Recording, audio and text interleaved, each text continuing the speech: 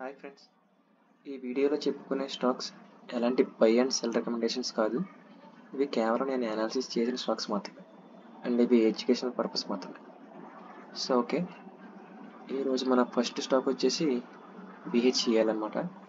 ఇందులో ఇక్కడ ఒక మంచి డిమాండ్ ఉంది. ఇది అరౌండ్ 1:6 ఉంది.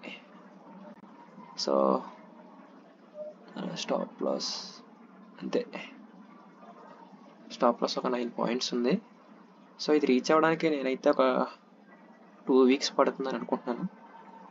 సో ఓకే, ఇంకొక స్టాక్ వచ్చేసి ఎల్ఐసి హౌసింగ్ ఫైనాన్స్. ఇది ఇక్కడ ఒక చిన్న డిమాండ్ ఉంది, చూసారు కదా, 563 to 575. ఇది అరౌండ్ 1:5 ఉంది. అలాగే పర్సంటేజ్ వైజ్ చూసుకుంటే ఒక 12% ఉంది. సో ఒకవేళ ఇది ఫెయిల్ అయితే కింద ఇంకా మంచి డిమాండ్ ఉంది. ఇదైతే అరౌండ్ 1:8 ఉంది అండ్ అలాగే అరౌండ్ 29% ఉంది. ఇది రీచ్ అవ్వడానికి అయితే ఒక 2 to 3 వీక్స్ పడుతుంది.